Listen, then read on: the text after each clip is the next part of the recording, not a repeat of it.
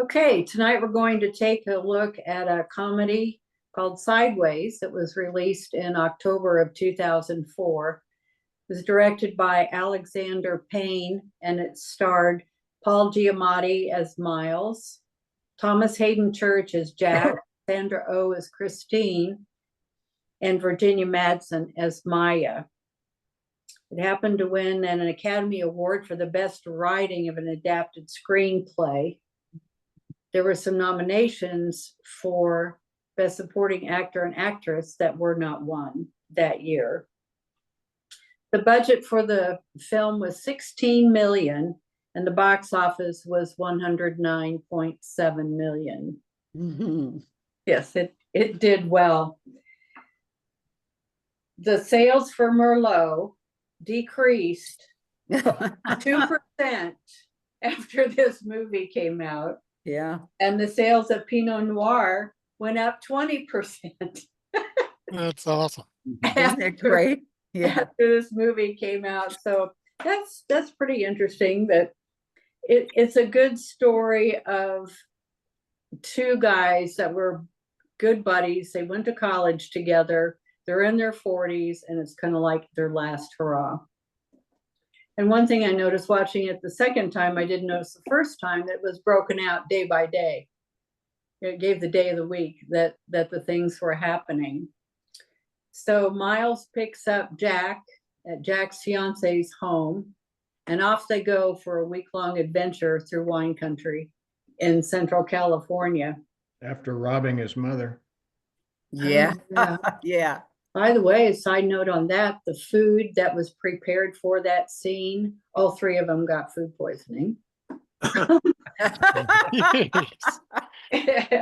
Yeah, the mother didn't really prepare, but whoever did an awful job. But anyway, Miles was considered an enophile. Do you know what that is? Copeland's gonna know. Yeah. Yeah, it's a connoisseur of wines, kind of a fancy name for that.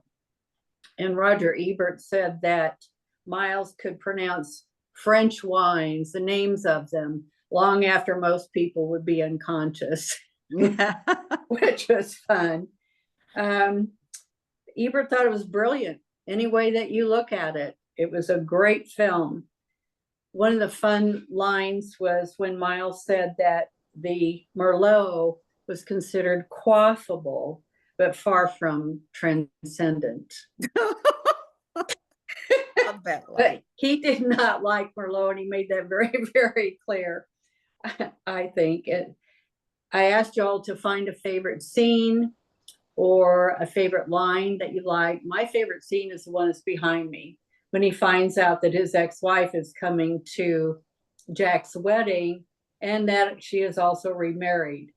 And Miles grabs the bottle of wine and takes off running and is chugging that bottle all the way down the hill. My favorite line was, "Did you drink and dial?" Do you remember that when he called Victoria? That was my favorite line from that. So yeah. It's supposed to have been a very relaxing, fun weekend. Miles wanted to play golf, enjoy time with his friends. Jack had other things, clearly, in mind that he wanted to accomplish before he got married. I think one thing to take away from this is, do not piss off a woman that rides a motorcycle. Yeah, good. You remember that scene, right? When she beats the hell out of Jack. Anyway, I want Especially if she has a helmet. Yeah, with the helmet. She got him good, broke his nose. Not saying he deserved it. I mean, that was a little hard. Well, he deserved it. Yeah, he did. Yeah. He clearly, led her astray, which was a shame, and rather quickly, within 1 week's time or less. I loved this scene in the restaurant where Maya was describing to Miles Pinot Noir and the grape that is used to make it. It was a beautiful, romantic, sensuous way that she put that very much related to him, not just the wine. And I found that very touching. Now, if you'll allow me, I want to read Karen's take on this that she sent to me, if y'all are okay with that. Sure. Okay, so she said, here's my thoughts. It's such a lovable film. Its casting was inspired. Paul Giamatti is excellent, as always. The imperfect hero / alcoholic / misfit best man to Thomas Haden Church's character, Jack. And Sandra Oh, always inspiring, but delectably so in Sideways. Virginia Madsen as Maya was nominated for an Oscar in this role, and deservedly so.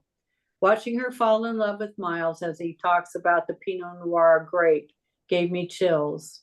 In a good way, Sideways is a classic, from the writing to the acting to the pacing, something Madsen's probably already noted. Talk about you, Mike. Since he tends to notice and mention when the pacing of the film is off. As an aside, who remembers Paul Giamatti's dad, Bart Giamatti? Oh, yeah, I knew there'd be some of you guys. Commissioner of Baseball in 1989, briefly banned. Pete Rose for life, a decision I still support despite the recent reversal. So she said, so glad you chose this one. Sorry, I'm not there to participate. I'll leave the rest of it for something I have to do for her. So that's Karen's take on it. I didn't know Paul Giamatti and Bart Giamatti were related. That's news to me. Really?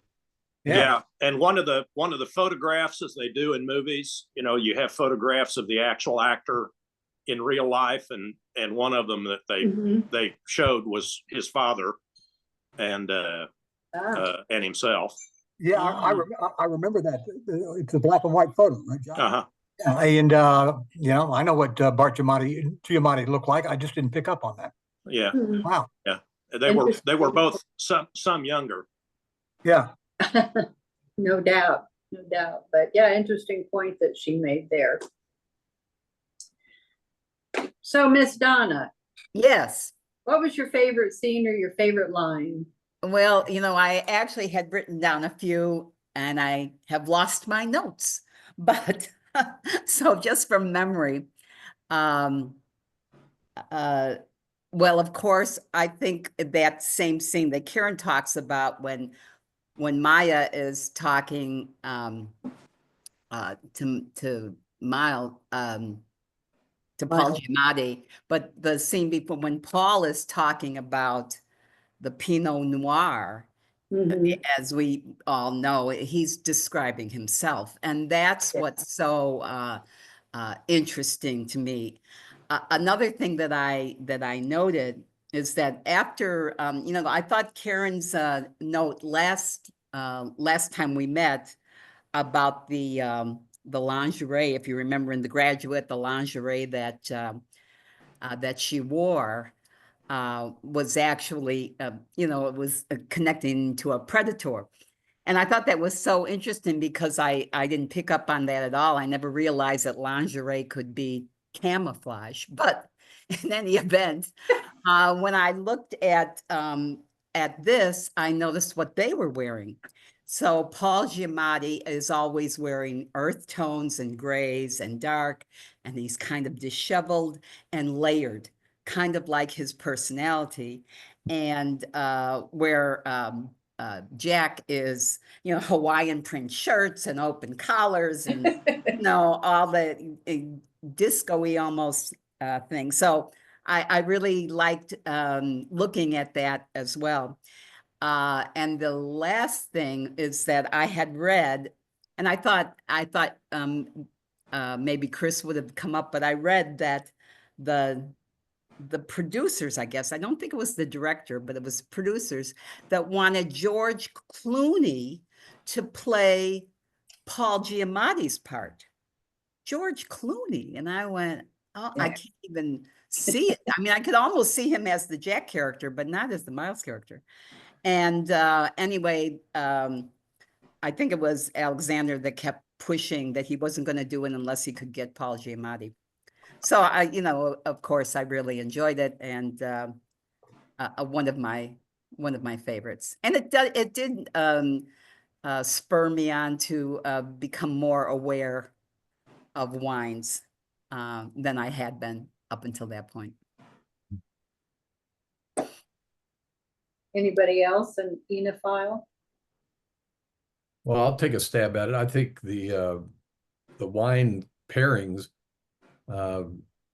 Miles is obviously the Pinot Noir. He identifies with them, thinks they're underappreciated and take way too much time, and nobody has the patience to bring them to their full, personality.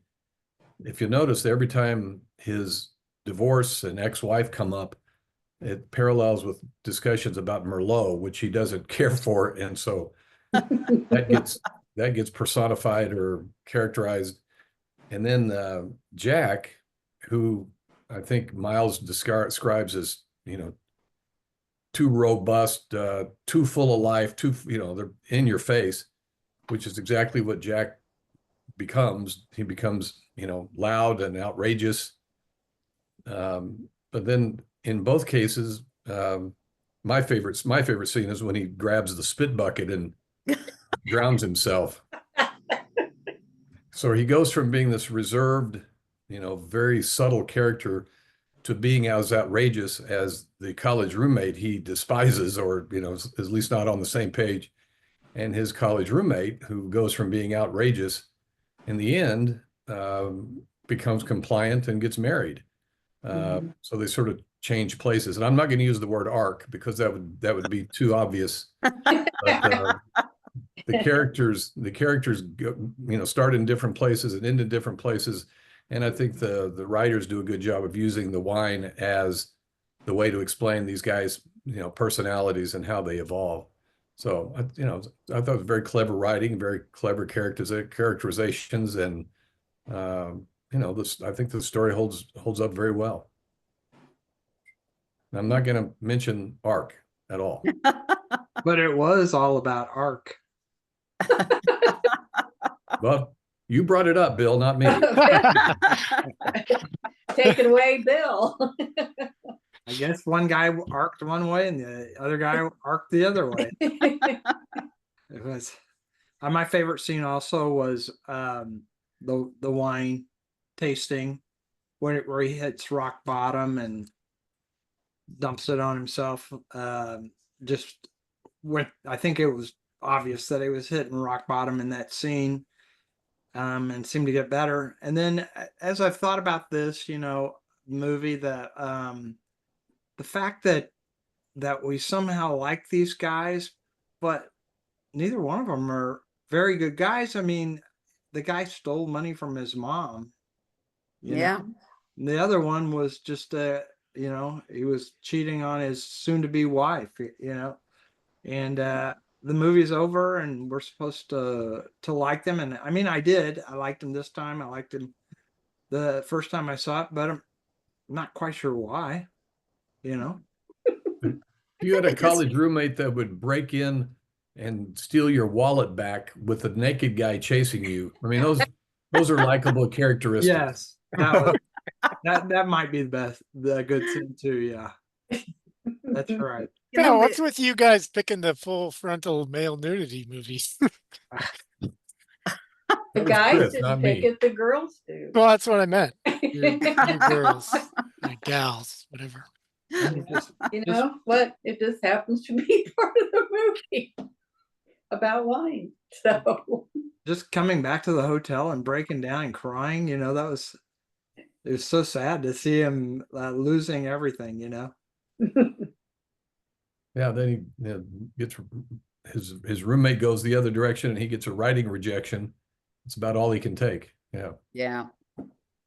The characters are flawed, but they're so human, and that's part of the acting, of course, that you can't help but kind of, recognize recognize the humanness of them, and I won't say the word, but as they change, it kind of gives you that feeling that you can change, you can that hope, it ends with hope. And I thought, and that's what I liked about it. By the way, just an aside, that spit bucket was a real spit bucket. They did not use fake wine. I know. They That's wanted why he to had get food the poisoning. reality. Yeah. And number two is We're on a budget here. yeah. And number two was what was I going to say? The mind went. It'll come. That'd be funny if that was an ad lib scene, but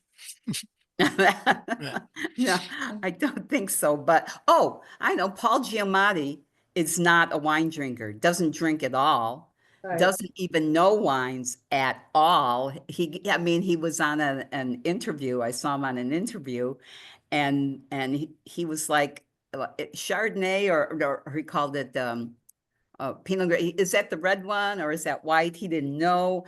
He knew nothing about wines. It was all just acting. That's right. And then the last note, that Chenin Blanc was it, or Cheval Blanc 61, which is like this the thing that he had in his collection that he was saving. That actually has Merlot in it. I thought that was kind of funny. Yeah. Yeah. And he enjoyed with a cheeseburger and onion ring. Yeah, that's right. That's in a right. styrofoam cup. Yeah. In and out. Yeah. Yeah. Well, my favorite scene, like several of you, was the spit bucket.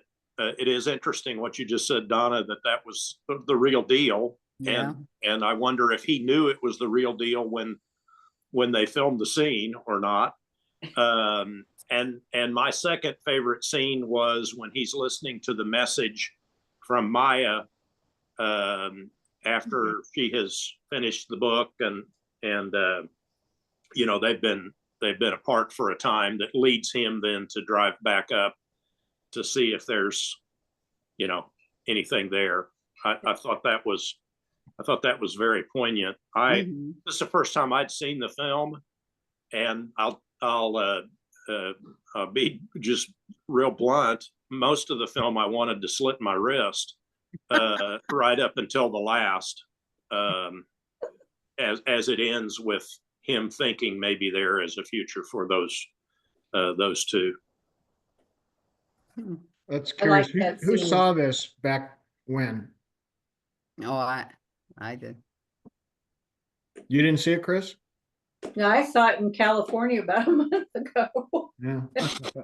Oh, I enjoyed it more earlier than I did this go round. Really? Okay. You know why?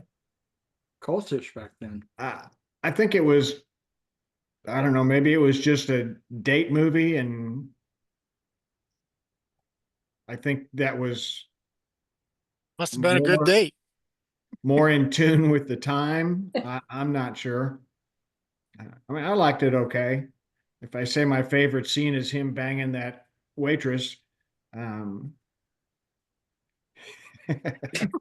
say whatever Go you ahead. Go ahead. Dig yourself out of it.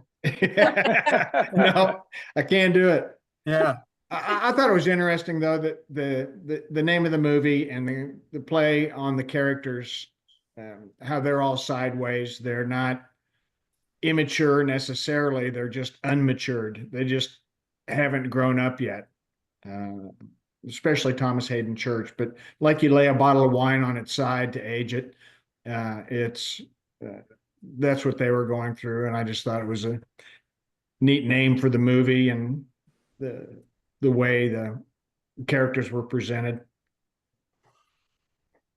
I don't see how why they call it a comedy. I don't think it was really particularly funny. I mean, there were a few funny lines, but I don't remember laughing at anything really. But for me, I think Karen mentioned it, and Donna too, was that scene with Paul Giamatti and Maya, where he Virginia. was describing the Pinot Noir, and it was also a description of himself and like where it needs to be babied and really taken care of. I think he was describing himself. And then Maya was talking about how wine is, has a life of its own. And the way she was saying it was very seductive. But then, of course, he choked and, and had to go to the restroom. Yeah. So Yeah. that was kind of amusing. But Hey, Madsen, I wonder if this movie, because of where it, was released in time, 21 years ago, there was probably an underappreciation or an undereducation of baby boomers on wine, and we were probably still drinking Lambrusco and only beginning to get serious about wine. And this movie could have been an educational piece where, so the Pinots are delicate and the Merlots are old and tired and the Cabernets are robust and in your face. And you could walk out of the movie and go, I know wine. But now 24, 25 years later, or 20 years later, we've been through the education of wine, and it may not be as interesting either on a factual level as it is on a storytelling level. It had a particular place in time when we were all just discovering just a step past Boone's Farm.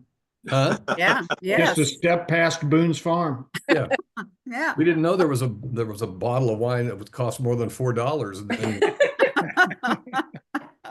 Is that what Boone's Farm was, Wicker?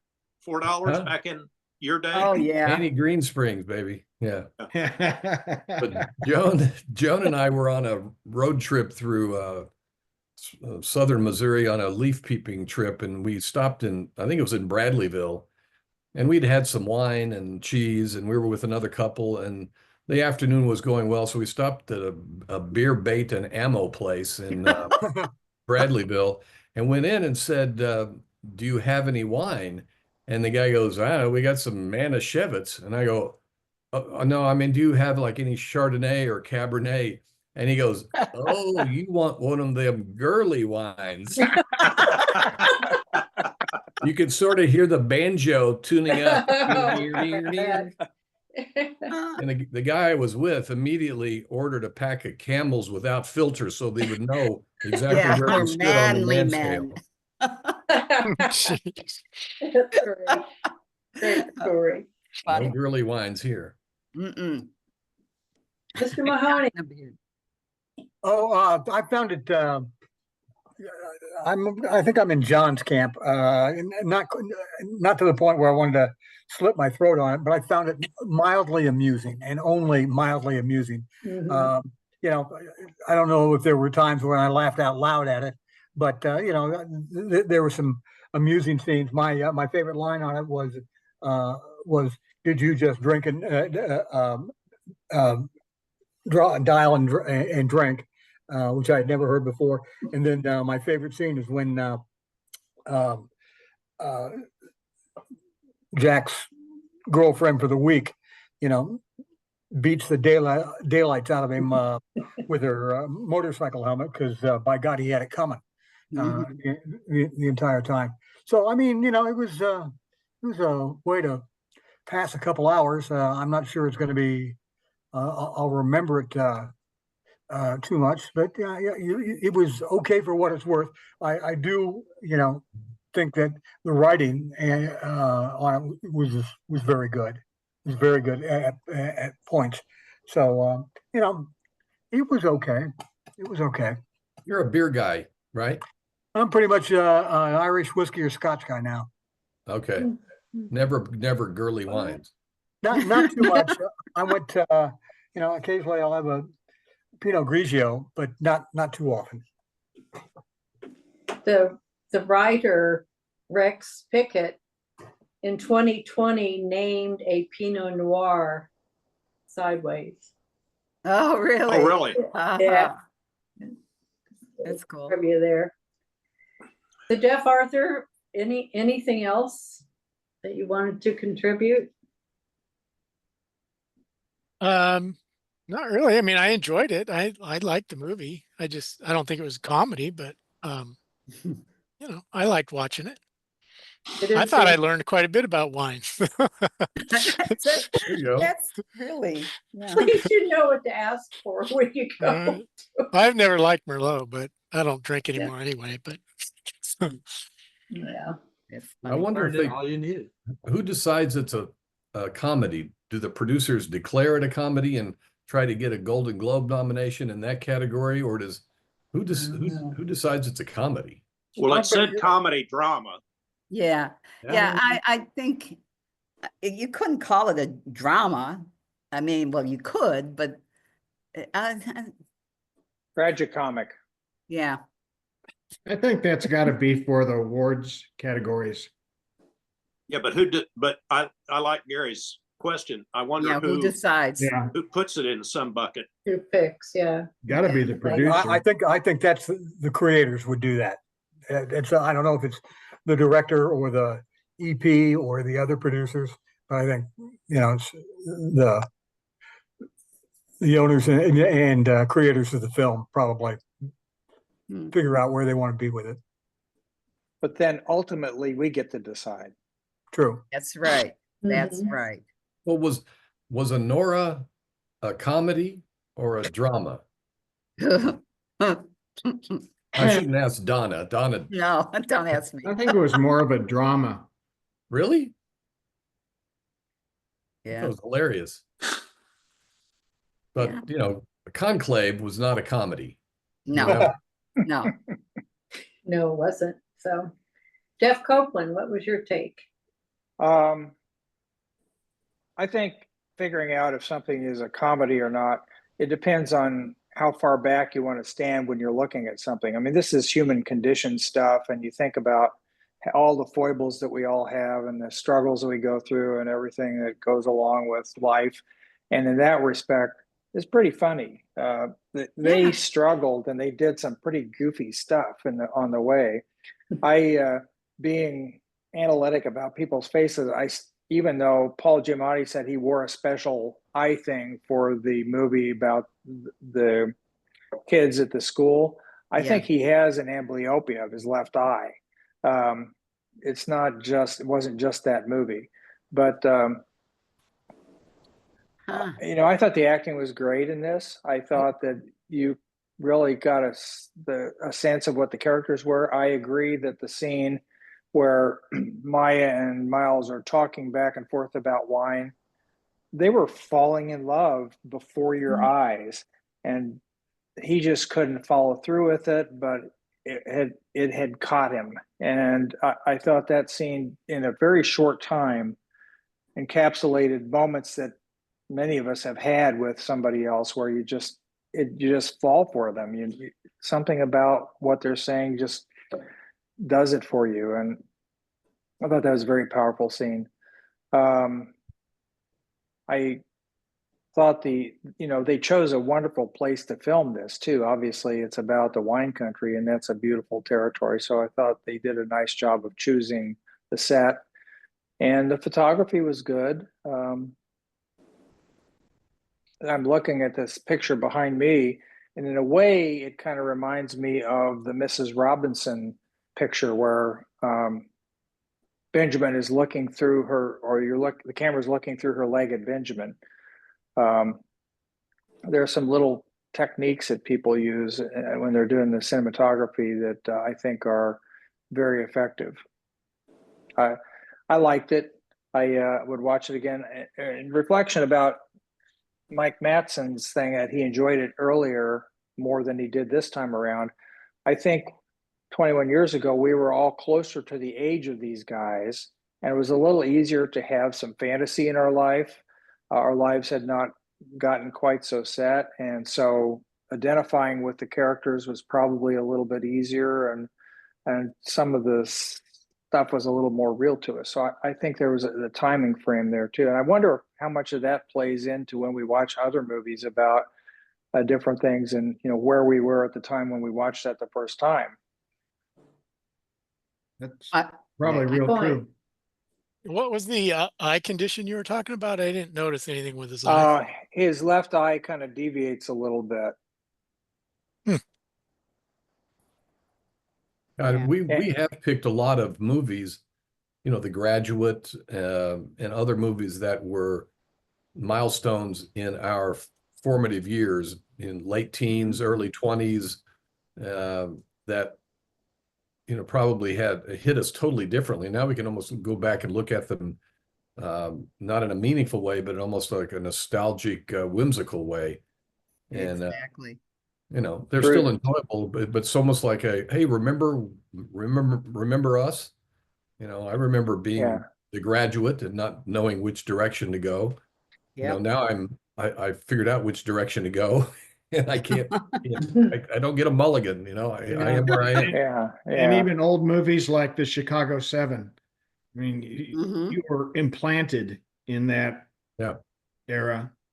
Right. And it's funny to watch it 20 odd years later when we watched it a couple, 3 years ago. Well, you know, with characters we identify with, and in my case, wine education. I didn't know much about the varietals of wine, and this one was a you know, a classroom drama. It, Yeah. you know, caught me up on a lot of things. I think that's why, too. that's maybe why, when I look back at it, I think you're right, Gary. I think it's the education that we got about wine watching this movie, and wine was just at that time really coming into vogue at that time. And everybody, you remember, I mean, it was, who was it? Mondavi. I think it used to be French wines, and then Mondavi did it for California. And then all of a sudden, California was the place.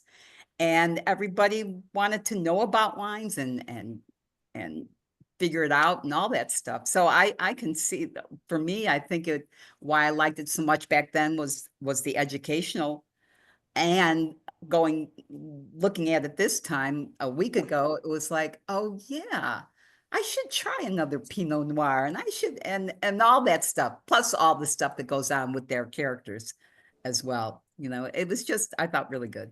I didn't And pay attention. I assume this was shot in Santa Ynez, Yes, north of Santa was. Barbara, not Napa. It was. It No, was. You're correct. That's where it was shot. Yeah, that Not Hitchens Napa. Coach is a real place. Yeah, I mean, Napa is the heartbeat of Right. it, but when he said it was only a couple hours from San Diego, I thought, oh shit, he didn't get to Napa No. like that. No, I you're correct. think Well, Chris, go ahead. the scenes that you identified, Jeff, where she talks about the wine, he talks about the wine, and they're falling in love. I mean, that little exchange there is cinema gold. It's excellent. Yeah. Mm-hmm. I think Chris can tell you, having just been to Herman, that wine has migrated now to Herman. Oh, I know. I've been to Herman Winery. It's now the epicenter of the wine culture, I'm pretty sure. At least in Missouri. At least in From Santa Missouri. I was Barbara. going to Yeah. say, yeah, Or rural Missouri. yeah. Ah, But it's pretty out there. Yeah. Oh, yeah, it's beautiful. Yeah, but you want to bring your own California wines to Herman. You don't want to. Yeah, exactly. That's Yeah, it's kind of- I didn't want to say anything because they're all from Missouri, but I remembered Oh. trying the wine at Herman, and I was like, Yeah, Are you kidding me? It No. was not robust or complex. But it Karen was and I quaffable. enjoyed Quaffable. an afternoon glass of wine after we'd left Herman and drove back to her house in Kirkwood. Yeah, We yeah, sat on they went deck, to the had a glass of wineries. wine, snacks, before dinner and all. So that was our wine. I think it was Smart. funny. Yeah. Smart. Yeah. Smart, but pretty funny. Yeah, exactly. We did not go into one single winery, not a one. Really? Could have jumped on the trolley and ridden around to all of them. Nope, didn't want to. So, I've Just never looks been to to me- Herman, so I don't. oh, it's very Wow. quaint. It's a beautiful old It's town, pretty. lovely Yeah. buildings, and the train goes roaring through there. And A lot of times the wineries have live entertainment, and you can sit on a hillside on a blanket Right. listen to good music and drink average wine, and it's a fun afternoon. Mhm. You think it rates all the way up to average, Gary? Yeah. There's some decent Missouri wines. They're not going to win any international awards, but Points. they're Yeah. quaffable. I thought they might be around Augusta. I'm serious. I was going Yeah. to say they're quaffable only after you've had several other beverages. Right. Yeah. Wow. Or a gummy. Yeah. Right. These guys from Washington, Missouri, and then with a real estate business in Florida named Hoffman came and bought a lot of the property around Augusta. I don't know if you guys read about that or not, but they were supposedly going to turn it into the Napa of Missouri. Well, that hasn't really taken off. Oh, you're talking about Augusta, Missouri? Augusta, Yeah. Missouri. Ah. And then in Herman, the Dearberg family, the grocery family and banking family from St. Louis bought a bunch of properties in Herman. So that's kind of their territory. Ah. It's Right. interesting Wow. how these It's gonna big be families Bible. come in. I think the Wine. California wine industry owes its position to vines from Missouri. They took cuttings from here and transplanted them there, and you put them on the side of a California mountain. They taste a lot different than they do in Missouri. dirt farm in Missouri. Well, Missouri also helped France. yeah. Right. Yeah. France's vines, I don't know, disease or weather Yeah. or what. Disease. And It was fungus. yeah. Maybe that's what I'm thinking of. It went the other way. Yeah. I thought Rocheport was going to do pretty good for a long time. Is there Rocheport there by the Missouri? Mhm. Yeah, Les Bourgeois Winery. Yeah. You can only go so far as a wine town when you're called Rocheport. I mean, there's It's Rocheport. It's Roche. sorry. Yeah. You have to pronounce it correctly. Or not correctly, but it's just so it sounds better. There's just no mass in Rocheport for wineries. Yeah. But the scenery's nice. Yeah. yeah. I can't forget putting rails down around Rocheport. It just stuck with me. Like it. Oh, funny. So, well, Bill great. Barnhart, do you like this movie? Had you seen it before? Me? Yeah.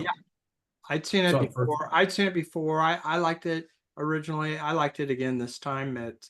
I did start thinking about those elements of them not being very good guys, and Right. wondering what it was that I should like about them and what made it a happy ending movie. I guess he found love, but other than that, Well, we want to believe he did. I mean, he drove Yeah. all the Yeah, way that's to right. the door. Yeah, That's right. That's what was so. It it was was pretty open ended. Yeah. Yeah. that's where it ends. So you have to make your own assumptions there, but Mhm. Probably too late for a sequel, huh? Yeah. Yeah. I think, Chris, didn't you read that they wanted to do a sequel, and I think Giamatti wouldn't do it? Really? I didn't. Again, I had written these notes, but I lost them. So, I don't know. Oh, rats. I could be completely, but I vaguely remember that.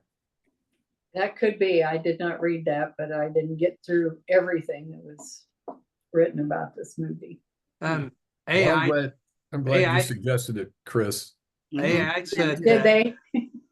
AI did. AI says that a theme or a genre of a film is a collaborative effort involving the writer, director, and producers. It says ultimately the film genre can also be influenced by how the audience interprets and perceives the film. And that's just this dumb AI. Dumb AI. Yeah. I don't think it says anything these days. But anyway, it sounds like initially the people who make the film determine it.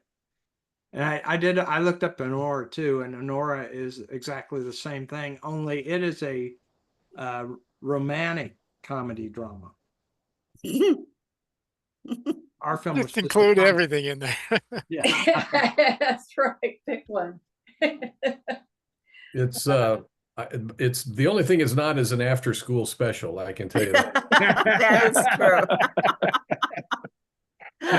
Not a Hallmark, Gary. No more, no Hallmark here. No. That's funny.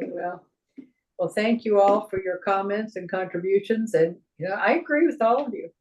I sure do. So, thank you. It Do you was agree good. with Thank you. Twitty and Mahoney that they're ready to slit their wrists? Or I didn't say Yeah. slip my wrist. I didn't say Yeah. slip my wrist. Yep, that He was went me. for the neck. Yeah. Yeah. Just Yeah. in what they, meant by that, not for real. But if John would have slit his throat or his wrist, I would have understood. Oh, that's funny. You're not alone. Okay. You guys are too much. So, I Yeah. think it's John Twitty's turn. Oh, John. Yeah. To announce the pick. Yes, it is. Is this your Yeah. second one, John, or first? No, this is my first pick, and as Mr. Wicker knows, I have quite a long list, Gary. I've added to it since I shared it with you over billiards one time, and it couldn't be more different than a romantic comedy or whatever else. But it's Mississippi Burning. Whoa, good. I don't at least since I've been in the crowd, I don't think we've seen a Gene Hackman film since his death. Am I remembering that right? You're Not correct. since his Correct. death. Yeah. Not since his death. No, we saw Runaway Jury. Yeah, That which was is a my great one. first pick way back. And I think we, didn't we see The French Connection? yes. I think so. That was a long time ago. That was, Really? I missed that was that. before me. So Yeah, not I that it's missed that that too. long, but Yeah, we Well, did it's see that. You know, it's obviously a historical drama based on fact. The two FBI agents, who knows whether that has any basis in fact, but it's the Emmett Till murder and the two other young men in Mississippi, and it's not going to make nobody's going to laugh at any part in Mississippi Burning. no. So anyway, that's what we're going to watch for a couple weeks from now. Okay. Let's see, that'd be the first Monday in June. Who has a calendar? June 2nd. Okay, June 2nd. All right. Great. Just considering we're talking about nostalgic things, I saw a documentary recently. It's Esther, about Kennedy, Esther, yeah, not Esther, Ethel Kennedy. And I thought it was really good. It will bring back memories and things that you didn't know, at least I didn't know. I thought it was really good. She is still alive, is she not? No, she just died in the last few months. Yeah. Oh, is that okay? Maybe that's why okay. But she talks, she's I don't even know what year it came out, but it must be fairly recently. So anyway, it's just if you feel like, because there's tears, and then just brought back a lot of stuff that we all know, but it was very good. I thought it was really good. I have a documentary recommendation. There's a movie called Hung Up on a Dream, and it is a documentary about the rise, the fall, the rise, the fall, and the rise again of the band The Zombies. Cool. And Yeah. it's, I can't recommend it more highly. And, if you have any recollection of 60s British invasion music and these guys and what they hit a hit, they fell apart, they found each other again, they fell apart. And they are still fast friends and still performing. It's not streaming anywhere. After you sent me that, I looked for it. No, it's at the Moxie. It's a theaters only thing right now. Yeah. It's Probably brand new. An art house movie. Yeah. But when you go into the art house and say you're there to watch the Zombies movie, they go, Oh, excuse me, sir, you know, this is not a movie. This is movie. It's not about zombies. I know. That's good. That's great. Yeah. Karen and I watched a movie called Words and Pictures, and it came out in 2013. It stars Clive Owen and Juliette Binoche, and they are rival instructors for honors courses. He has honors English. She is an artist. She has the honors art students, and so they go head to head. Which is best, words or pictures? Pretty good. Interesting. Yeah. I may have mentioned this last time. Joan and I started watching a series that's been on, I guess, 3 or 4 years called Loudermilk. I know. Yes. And it's like comfort TV. At the end of the day, we sit down and watch 30 minutes of it just to feel better about ourselves because the room I full know. of nut It's jobs. Yeah. I could only get through one season of that. I said, okay, I've had enough. I just I'm waiting for more seasons because I need to know, feel I better love about myself all the time. funny. Yeah. I started watching a series on Apple TV, and it's based on a book that I read last year. It's called Murder Bots. Has anybody heard of that one? No. No. I've seen the ad for it. It's actually really good. I mean, in my book club, one of the ladies in there, she was like going, "You got to read this book." So it came from her, you know. It's like this is not exactly completely a guy thing. But it's really pretty good. It's about, you know, this robot that I guess it's in the future somewhere, and he's like overridden his programming to obey everything that his masters tell him to do. So but it's well casted. One of the Skarsgårds plays the robot. And but anyway, it's a good one. I watched the first one today. Wasn't there a movie like that with Will Yes. Smith? With Robin Williams, maybe? iRobot. Well, I think that's what it's when the robot is kind of overrides his own stuff. I don't know. It's pretty unique, really. This one is. I think you can get into it right away if you get a chance to watch first 5 minutes. You can pretty much draw your own conclusions on that one. And then we went and saw Thundercats last Tuesday for the $6 movie. And Thunderbolts? Thunderbolts, yeah. Which is the new Marvel movie. Yeah. And it, you know, we're sitting there watching it, and it turns out that this is the group of characters that has now become the new Avengers.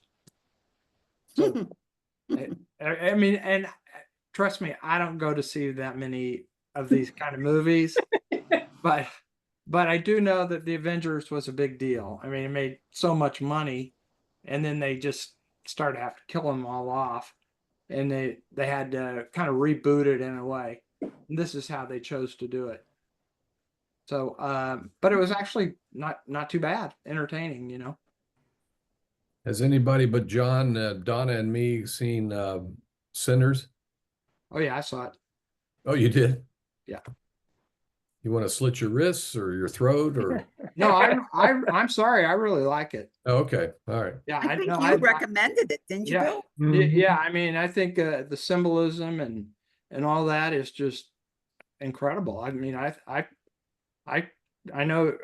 I just really feel like it's going to be up there during Academy Award season. You know, I like that movie a lot. It is a zombies movie. Yeah. It's not a zombie movie. Vampire. Zombie. Vampire movie. Yeah. I always get those two confused. What are you gonna do? Yeah, I know. Is it garlic or is it, yeah. What? Stake through the heart, Donna. That's right. That's right. Stake through the heart or garlic or yeah. What do you do? Or sunlight. That's Going right. back to Silver Forks, bullet. Gary- Washington. Are you saying that you only saw that movie as a horror movie, or just it was too long and it was too disjointed? Is that the problem you have with it? I didn't have a problem with it. You're thinking of John Twitty. Oh, okay.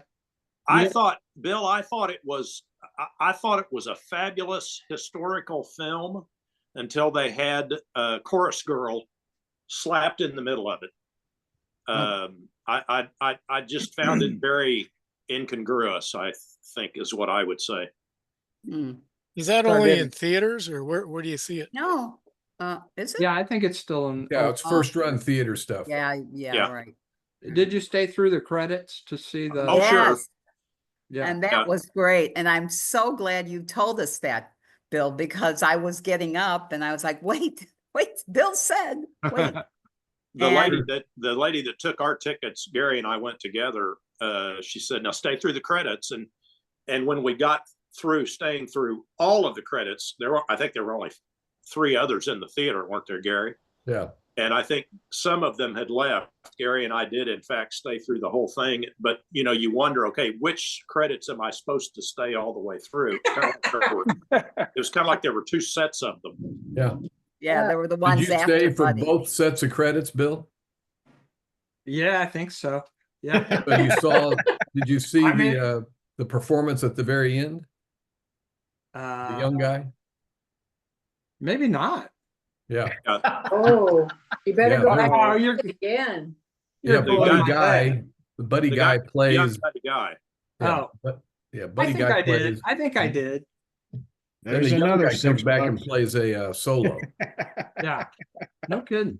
Yeah. I think I did. I mean, I went and checked to see if this was supposed to be based on Buddy Guy's life, that the whole, but it's kind of a conglomeration of life Yeah. in the South and that focuses on the blues Yeah. there. That's why I was always saying how much Mike Sanders would have liked it, Yeah.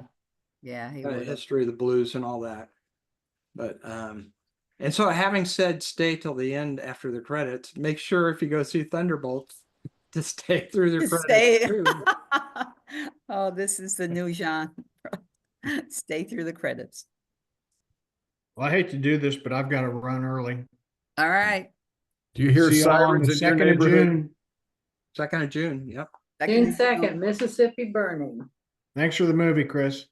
Oh, you're welcome. Yes, thanks. Thanks for your comments. Yeah, it was really good, Chris. Thanks. You're welcome. See you all next month. See ya. Hey, Okay. guys. All right. Bye. See you, everybody. Gotta, next Bye. time you see the Pope from Chicago, tell him we all say hello. I will. I definitely will. The Pope. Yeah. The Okay. Pope. Hey, guys. Bye. Bye.